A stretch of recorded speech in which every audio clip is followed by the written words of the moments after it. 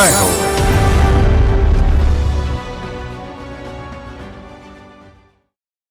నమస్కారం. సామాన్యుల అసమాన విజయ గీతిక ఈటీవీ జయహోకు స్వాగతం. రాకెట్టు, బస్సు, రైలు, గుడి, బడి ఏదైనా చూస్తే ఆయన అచ్చం అలాంటి నమూనా బొమ్మలనే తయారు చేస్తారు. అలా నమూనా బొమ్మల తయారీలో ఎంతో ఖ్యాతి పొందారు. రెక్కాడితే కానీ డొక్కాడని జీవుల ఆకలి తీర్చేందుకు కోవైలో చౌక ధరలో ఇడ్లీలు విక్రయిస్తున్నారు పేదల పెన్నిధి ఇడ్లీ అమ్మ. వినూత్న స్ఫూర్తి కథనాల జైహో మీకోసం. జై హో.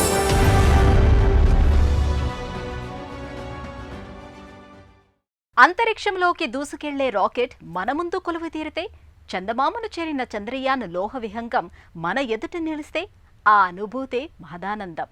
మైసూర్ కేంద్రంగా తన కలలకు రెక్కలు తొడుగుతున్న రామ్జీ స్వామినాథన్ అచ్చం అలాంటి మధురానుభూతినిస్తున్నారు. ఉపగ్రహాలు, రాకెట్ల నుంచి రైలు ఇంజన్ల దాకా ఎన్నో నమూనా కళాకృతులను సృష్టించారు. సైన్స్, టెక్నాలజీపై విద్యార్థుల్లోని ఆసక్తి పెరిగేలా మార్గదర్శనం చేస్తున్నారు.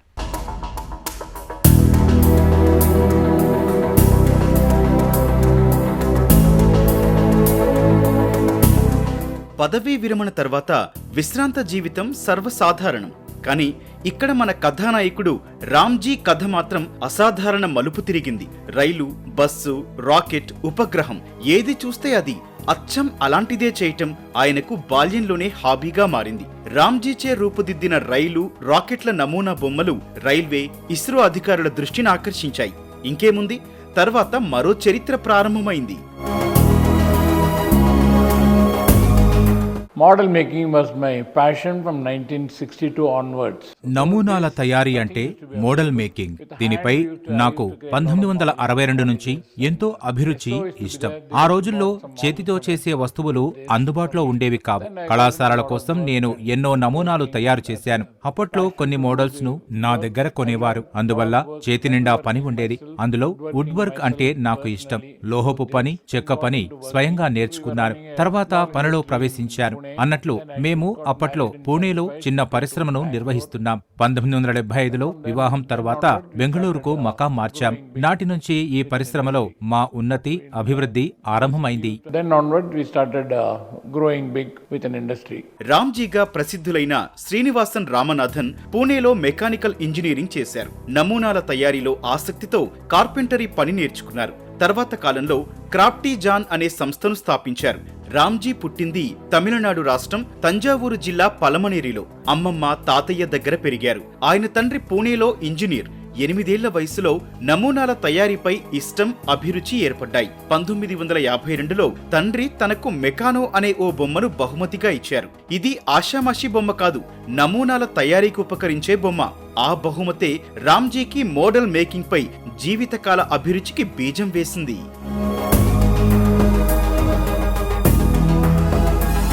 1953 నుంచి 1962 వరకు మా నాన్నగారు నాకెంతో అండగా నడిచారు. ఇంజనీరింగ్ లో ప్రాథమిక అంశాలు నేర్చుకునేలా ప్రోత్సహించారు. నాకు బాగా జ్ఞాపకం. ఆయన ఎన్నో విషయాలు చెప్పేవారు. చెక్క పని కావచ్చు, లోహ పని కావచ్చు, సొంతంగా నేర్చుకున్నారు. ఎందరితోనో నాకు పరిచయాలున్నాయి. అలా ఎదిగాను. నా అభివృద్ధి, పురోగతికి బాట వేసిన మార్గదర్శక సంస్థల్లో ఇస్రో ముఖ్య సంస్థ. 1967లో రామ్జీ ఇంజనీరింగ్ పూర్తయింది. తర్వాత బెంగళూరు వచ్చేశారు. అక్కడ ఓ హోటల్ కోసం అంతర్గత అలంకరణ ప్రాజెక్టుకు పనిచేశారు. కానీ అది అనేక అనుభవాలను నేర్పింది.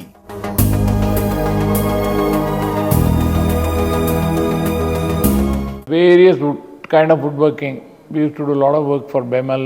బెంగళూరు అప్పెరల్ మ్యానుఫ్యాక్చరర్స్ అసోసియేషన్ బామా కోసం ఆ రోజుల్లో చెక్కతో ఎన్నో డిజైన్లు చేశాం. 100 మంది బృందం మాది.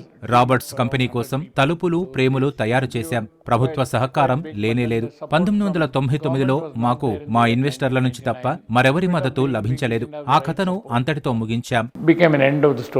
రామ్జీ 2003లో మైసూరు వచ్చారు. అక్కడ పాత మిత్రుడు హన్సూర్ ప్లైవుడ్ వర్క్స్ కంపెనీ అధిపతి మొయిజ్ వాఘ్ కనిపించారు.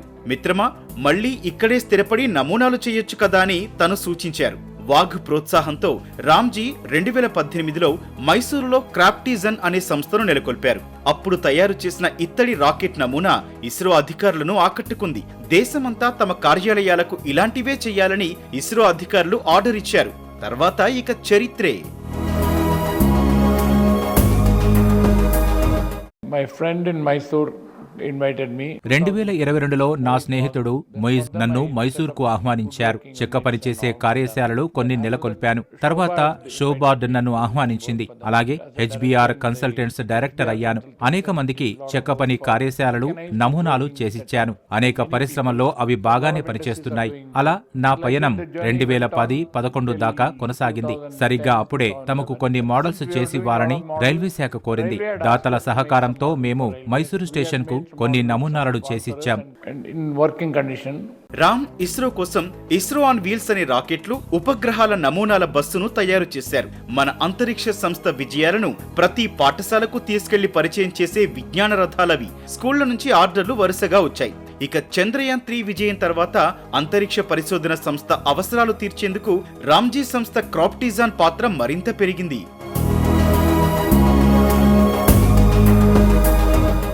Then ISRO came into picture in 2018. ISRO సంబంధిత మోడల్స్ ను ఎందుకు అభివృద్ధి చేయకూడదన్న సూచనలు వచ్చాయి. షబీర్ వాఘ్ సహకారంతో అనేక పథకాలకు, నమూనాలకు ఆర్డర్లు వచ్చాయి. ఆయనే మాకు స్థలమిచ్చారు. 2018లో 2 ఉద్యోగులతో ప్రాజెక్టును ప్రారంభించాం. ఇప్పుడు మాకు 45 నుంచి 50 సభ్యులతో ఒక బృందం ఉంది. ప్రాజెక్టు ఎంతో కాలం కొనసాగుతుందని మా ఆశాభావం. దేశవ్యాప్తంగా మేము స్థిరపడ్డాం. And we have no support from anybody except our own people. Ramji విద్యార్థులకు, ఆవిష్కరణలకు ప్రేరణనిచ్చే నమూనాలు తయారు చేశారు. చెన్నై, కోవై పాఠశాలలకు అందజేశారు.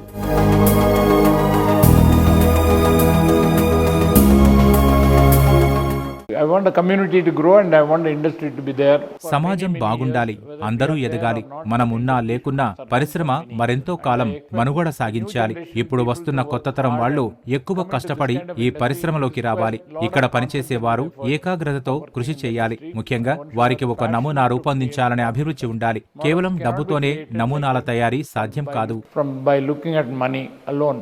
తాము రూపొందిస్తున్న ఈ నమూనా జ్ఞాపికలు విజ్ఞాన దీపికలై యువతలో ఆసక్తి పెంచుతాయన్నది రామ్జీ విశ్వాసం. అలా స్ఫూర్తి పొందిన తరం, యువతరం అంతరిక్ష పరిశోధనలకు నిరంతరం మార్గదర్శనం చేస్తుంది, నాయకత్వానికి మార్గం చూపుతుంది. ఈ దిశగా అవిశ్రాంత యోధుడు రామ్జీ విద్యార్థి, యువతకు నిరంతర ప్రేరణ. No, the message is people must work hard and done. కష్టపడి పైకి రావాలన్నదే నా సందేశం. ఒట్టిగా కష్టపడితేనే డబ్బు రాదు. రేపటికి ఈ రోజు పెట్టుబడి పెట్టాలి. ఉన్నత స్థాయికి వచ్చేదాకా ఏళ్ల తరబడి కష్టపడండి. అప్పుడు మీరు డబ్బు సంపాదిస్తారు. నా సూచన ఏమిటంటే అందించే ఉత్పత్తి ఏదైనా నాణ్యంగా ఉండాలి. అదే మన ప్రాధాన్యం కావాలి. Our priority should be the product. అమ్మా ఆకలవుతోంది, పైసలు లేవు, అర్విస్తావా? ఇలా అడగాలంటే ఆ పేదలకు గొంతు పెగలదు. కానీ ఆ అమ్మ తన దగ్గరికి వచ్చే అలాంటి వారి మనసు ఇట్టే గ్రహిస్తుంది. డబ్బులు ఎవరు అడిగారు అంటూ ప్రేమగా కసరుతుంది. ఇడ్లీలను కొసరి వడ్డిస్తుంది. ఆమె ప్రేమమూర్తి, పేదల పెన్నిది, అందరికీ ఇడ్లీ అమ్మగా తెలిసిన కమలత్తాల్. కోయంబత్తూరు దగ్గర వడివేళైపాలెంలో ఆమె వంటకాల గుమగుమలు తాకని ఇల్లే లేదు. ఆ ఇడ్లీల రుచి చూడని మనిషి లేరంటే అతిశయోక్తి కాదు.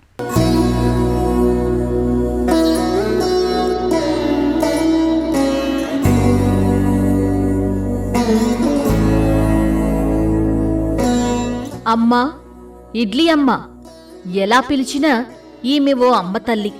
ఆకలితో వచ్చిన వారి కడుపు నింపే ఈ కల్పవల్లి పేరు కమలాత్తళ్. 8 పదులు దాటాయి. 90వ పడికి దగ్గరగా ఉంది. కోయంబత్తూరు దగ్గర వడివేళ్లపాళ్యంలో ఇడ్లీ అమ్మ ఇల్లెటు అంటే ఎవరైనా దారి చూపుతారు. తనకి ఇదే భుక్తి. ఈ కరుణామయీ మానవతా పరిమిళాలు లక్షలాది హృదయాలను తాకాయి. పారిశ్రామికవేత్తలను కదిలించింది. కరుణ, సేవ, విలువలతో కూడిన వ్యాపారం ఆమెను తమిళనాట ఓ ప్రియమైన వ్యక్తిగా మార్చాయి.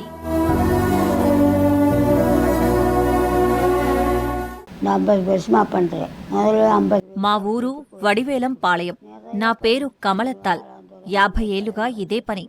మొదట్లో 50 పైసలకు ఓ ఇడ్లీ ఇచ్చేదాన్ని. ఇప్పుడు రూపాయికొకటి. ఎన్నో గ్రామాల నుంచి మా ఇడ్లీ తినడానికి ఇక్కడికి వస్తుంటారు.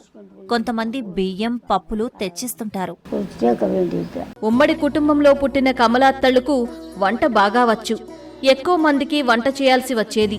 ఈ క్రమంలో అమ్మ దగ్గర పాకశాస్త్ర నైపుణ్యాలు నేర్చుకున్నారు. ఈ వంట పనే తర్వాత కాలంలో తన జీవనోపాధి అయింది. అయినా వండి పెట్టడమంటే ఆమెకెంతో ఆనందం. తన పోషణకు కాదు, వచ్చేవారి ఆకలి తీర్చడానికే. అదో అనుబంధంలా ఉంటుంది. రోజూ ఇక్కడికి వచ్చేవారిని కస్టమర్లలా చూడదు, కన్న బిడ్డల్లానే భావించి వడ్డిస్తుంది. ఆప్యాయంగా పలకరించే ఇడ్లీ అమ్మ వారికిష్టం. ఈ దుకాణం ఇడ్లీ కొట్టులా అనిపించదు, సొంత ఇల్లులాగే భావిస్తారు.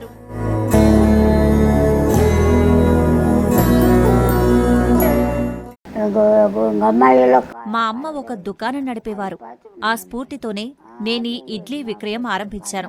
పెళ్లైన 25 ఏళ్ల తర్వాత ఈ వ్యాపారం చేస్తున్నాను. జనాలు ఇడ్లీలే ఎందుకు అమ్ముతున్నావని అడుగుతుంటారు. మీరు సేద్యం చేసినట్లే నేను ఇడ్లీ వ్యాపారం చేస్తున్నానని చెబుతున్నాను. ఇంటికి ఇరుసులా పనిచేస్తుంది. ఒక్కతే 600 ఇడ్లీలు చేస్తుంది. మళ్ళీ సాంబారు, చట్నీ అన్నీ స్వయంగా తయారు చేస్తున్నారు. ఇదో పుణ్యకార్యం. పొద్దున్నే నిద్రలేచాక ఇదే లోకం. 7 కిలోగ్రాముల పిండి రుబ్బుతారు. వడివేలం పాళయంలో కార్మికులకు స్వల్ప ధరకు అందుతున్న ఈ అల్పాహారం అమ్మవరం.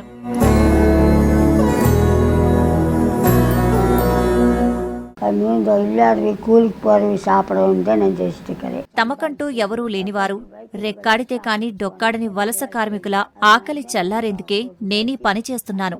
లాభమా నష్టమా అని చూడటం లేదు. ఇక్కడ రోజు కూలీలు ఎక్కువ. శుక్రవారాలు మార్కెటుకు వెళ్లేవారు, ఆదివారాలు తోటకు వెళ్లేవారు ఇక్కడకు వచ్చి తినవచ్చు. కట్టెల పొయ్యి మీద ఇడ్లీ వండుతూ జేజమ్మ పడుతున్న కష్టం ఓ వీడియో ద్వారా చకచకా అందరికీ చేరింది. ఈ దృశ్య కథనం మానవీయంగా స్పందించే ఆనంద మహీంద్రాను కదిలించింది. కమలాత్తళ్లకు ఓ ఇల్లు కట్టించి ఇచ్చారు. ఒక గ్యాస్ పొయ్యిని బహుకరించారు. ఆమె కథకు స్పందించిన పెట్రోలియం మంత్రి ధర్మేంద్ర ప్రధాన్ ఇడ్లీ అమ్మకు ఉచిత గ్యాస్ కనెక్షన్ మంజూరు చేశారు.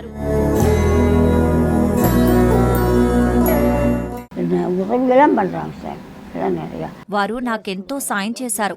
ఇల్లు ఇచ్చారు, స్థలం సమకూర్చారు, బియ్యం, పప్పు దినుసులు, ఎండు పండ్లు ఇచ్చారు. నేను పొద్దున 5:30కే నిద్రలేస్తాను. పచ్చడి, సాంబార్, ఇడ్లీ తయారీ 7 పూర్తి చేస్తాను. 7 నుంచి 11 గంటల వరకు ఇడ్లీ విక్రయిస్తాను. కమలాత్తల్ నిస్వార్థ సేవలు ఆమె ఔన్నత్యానికిచ్చే మానవత్వానికి నిదర్శనం. ఇక్కడ చుట్టుపక్కల వలస కార్మికులు, నిరుపేదలు నివసిస్తున్నారు.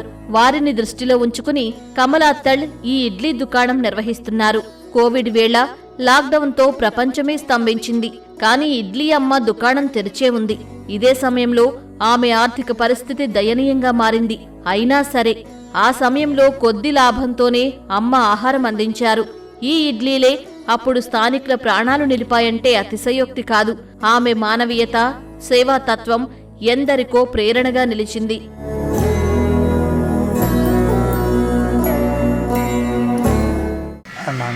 నేను జయకాంత్, వడివేలం పాళ్యంలో ఉంటున్నాను. ఈ అమ్మమ్మ నాకు చిన్నప్పటి నుంచి తెలుసు. తరచూ వచ్చి ఇడ్లీలు తింటుంటాను. మునుపు 50 పైసల ఇడ్లీ, ఇప్పుడు రూపాయి. పూర్వం కట్టెల పొయ్యిపై వండేవారు. ఆనంద్ మహీంద్ర ఈ అమ్మకు ఓ ఇల్లు కట్టించారు. గ్యాస్ పొయ్యి కొనిచ్చారు. కేంద్రం ఉచిత గ్యాస్ కనెక్షన్ ఇచ్చింది. ఏ మాట కామాటే చెప్పాలి. బయట 2 ఇడ్లీలు తింటే 30 రూపాయలకు పైమాటే. కానీ ఇక్కడ 10 రూపాయలకు 10 ఇడ్లీలు. కడుపు నిండుతుంది. అందరూ వచ్చి తిని తృప్తిగా వెనుదిరిగి వెళ్తారు. లాక్డౌన్ సమయంలో కమలాత్తళ్ల కష్టాలు వెలుగు చూశాయి. ప్రపంచమే తనకు తాను తాళం వేసుకుంది. కానీ అలాంటి కష్టకాలంలో వలస కార్మికులు, కష్టజీవుల కోసం ఆమె తన ఇడ్లీ దుకాణం తెరిచే ఉంచారు. ఆమె సంకల్పం చూసి స్థానికులు ముడిసరుకులను విరాళంగా అందించారు. ఆమెది వాత్సల్యం, ఉప్పొంగే మాతృహృదయం. సేవామయి కమలాత్తళ్ ఓ మానవతా పరిమళం. ఆ పరిమళం గ్రామం దాటి దేశ విదేశాలకు చేరింది. ఆమె పేరు ప్రపంచమంతా మార్మోగుతోంది. చేసే పని స్వల్పం కావచ్చు, కాని ప్రభావం అనల్పం. పొగలు గక్కుతున్న ఇడ్లీలో చూడాల్సింది ధరను కానే కాదు, చూడాల్సింది ఆమె కష్టాన్ని, పేదలపై ఇష్టాన్ని. అంతే. ఈ సేవా తత్వమే కమలాత్తళ్ని ఓ సంకల్ప శక్తిగా నిలిపింది.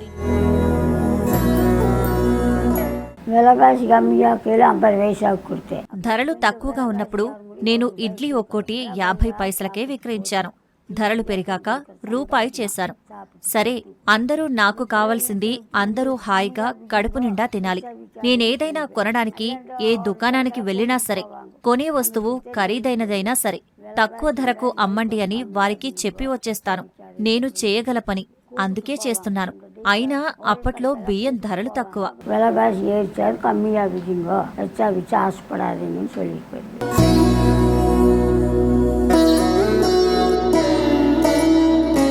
అంతరిక్ష రహస్యాల శోధన విజయ సాధనలో ఇస్రో ఖ్యాతి విద్యార్థి యువతకు చేరేలా పనిచేస్తున్న అవిశ్రాంత యోధుడు రామ్జీ. నిరుపేదల ఆకలి తీరేందుకు రూపాయి ఇడ్లీలతో తన వంతు సేవలు అందిస్తున్న ఇడ్లీ అమ్మ కమలత్తాల్ ఉభయులు నిండు స్ఫూర్తిదాతలు. మరిన్ని కథనాలతో వచ్చే వారం జేహోలో మళ్ళీ కలుద్దాం. నమస్కారం.